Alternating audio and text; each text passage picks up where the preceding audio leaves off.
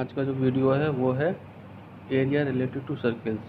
तो हम पूरा पहले बेसिक जानेंगे सर्कल्स का, सर्कल्स क्या होते हैं, उसके बाद चैप्टर को स्टार्ट करेंगे। ठीक है, तो एरिया एक लाइन जो सेंटर से पास होके सर्कमफ्रेंस के दोनों साइड टच कर रही है सर्कमफ्रेंस को, तो ये हो जाएगी तुम्हारी डायमीटर। सेंटर हो गया ओ, ये हो गया ए, ये पॉइंट हो गया बी और ये पॉइंट मान लिया हमने सी। ठीक है, तो अब देखो ज़रा, जो ए ओ है वो है तुम्हारा डायमीटर, और जो ओ सी है या फिर ओ बी बोल दिया जाए या फिर ए ओ बोल दिया जाए, तो ये सारी की सारी क्या हो जाएंगी, रेडियस। ठीक है, अब एक रिलेशन होता है डायमीटर और रेडियस का, वो होता है diameter equals to 2 into radius. ये हमें क्वेश्चन, ये डायग्राम देखकर ही पता चल रहा है कि diameter equals to 2 into radius. ठीक है, चलो डायमीटर हो गया। अब सर्कल के एरिया की बात करते हैं। तो जो एरिया होगा, एरिया ऑफ सर्कल, वो हो जाएगा पाई आर स्क्वायर। इसके बाद पेरीमीटर की बात करेंगे। पेरीमीटर क्या है सर्कल का, तो पेरीमीटर हो जाएगा 2 पाई आर, और इसी को हम बोलते हैं सर्कमफेरेंस। अगर सर्कमफेरेंस की बात करता है तब भी उसका फॉर्मूला क्या होना है, 2 पाई आर। ठीक है,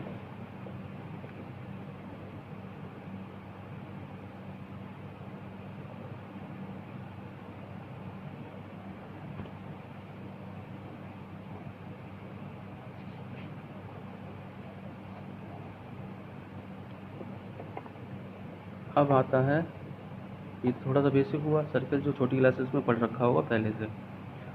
अब बात करते हैं, एरिया हो गया, पेरीमीटर हो गया। अब इसमें हम कॉर्ड्स की बात कर लेते हैं।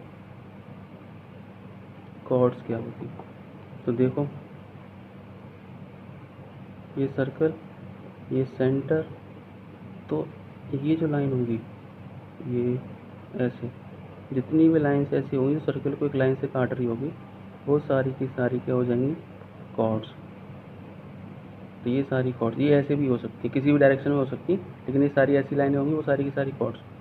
तो यहाँ से पता चला हमें कि जो ये कॉर्ड है, ये जो सेंटर से पास होके जा रही है, वो वही डायमीटर होता है हमारा। तो हम ये बोल सकते हैं कि diameter of a circle is the largest chord. ठीक है, ये हो जाएगा लार्जेस्ट कॉर्ड। अब बात करते हैं सेक्टर की। सेक्टर क्या होते हैं, सेक्टर ऑफ सर्कल। देखो जो सर्कल होता है उसका सेंटर यहाँ होगा, तो इस सेंटर से रेडियस को इंक्लूड करते हुए ये जो पीस कटा है इतना पूरा, ओ ए और ये बी, तो तुम्हारे ये डिवीज़न हुआ है सर्कल का दो सेक्टर्स में। तो ये वाला जो सेक्टर होगा इसको हम बोल देंगे माइनर सेक्टर, और ये जो सेक्टर हुआ ये हो गया मेजर सेक्टर। ठीक है, और ये जो होगा ये एंगल हो जाएगा थीटा। तो यहाँ से ये जो एंगल, जो फॉर्मूला बनता है एरिया ऑफ सेक्टर का, वो बनता है area of sector equals to theta upon 360 pi r square. ये याद रखना, ये काम आएगा क्वेश्चन जब करेंगे ना एनसीईआरटी के तब, कि theta equals theta upon 360 into pi r square. चलो, उसके बाद एक आता है सेगमेंट। तो पहले सेगमेंट समझो, सेगमेंट कौन सा पोर्शन होता है सर्कल का, उसके बाद उसका फॉर्मूला।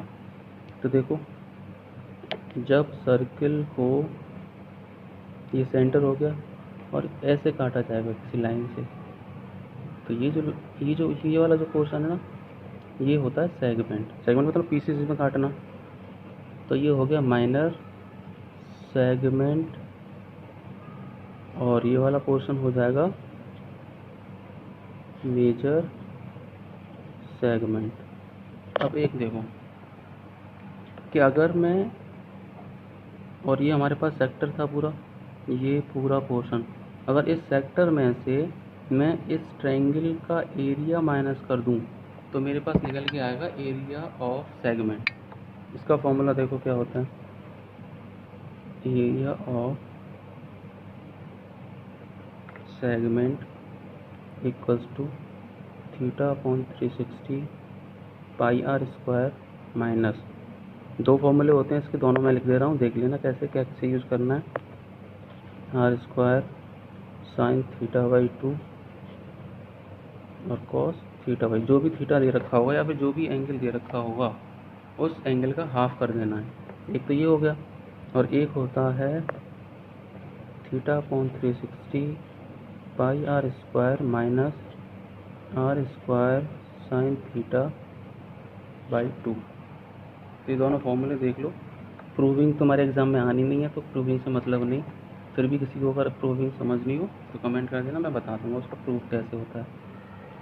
ये हो गया तुम्हारा एरिया ऑफ सेगमेंट। अब बात करते हैं, थोड़ी सी टेंजेंट देख लेते, टेंजेंट क्या होती है।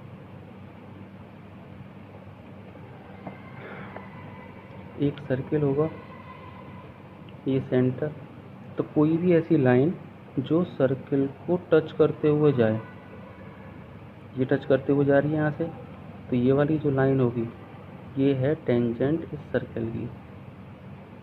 ठीक है, तो हम ये बता सकते हैं कि अगर कोई बाहर पॉइंट होता है सर्किल के यहाँ पे, तो यहाँ से जब इस सर्किल पर टेंजेंट खींची जाएंगी तो कितनी आई होएंगी, यहाँ से एक ऐसे, एक सर्किल टेंजेंट ये हो गई, और एक ऐसे तो और एक टेंजेंट ये हो गई। यानी यहाँ से एक नंबर का एक क्वेश्चन अगर कोई पूछे कि बाहर पॉइंट से एक सर्कल पर कितनी टेंजेंट खींची जा सकती हैं, तो आंसर हो जाएगा 2 टेंजेंट। वही अगर मैं बात करूं एक टेंजेंट की, मतलब या फिर ऑन द लाइन जो होगा, ऑन द सर्कमफ्रेंस जो होगा, ये सर्किल है, ये पॉइंट है यहाँ, तो यहाँ से कितनी खींची जा सकती हैं, सिर्फ एक, तो इसका आंसर हो जाएगा 1 टेंजेंट। और अगर किसी सर्किल के अंदर एक पॉइंट होता है तो यहाँ इस पॉइंट से सर्किल पर टेंजेंट कितनी खींची जा सकती हैं, एक भी नहीं, क्योंकि कोई भी लाइन खींचोगे तुम तो वो सर्किल को टच करके जाएगी नहीं, वो तो काटती हुई जाएगी जो कि एक सेगमेंट बनाएगी।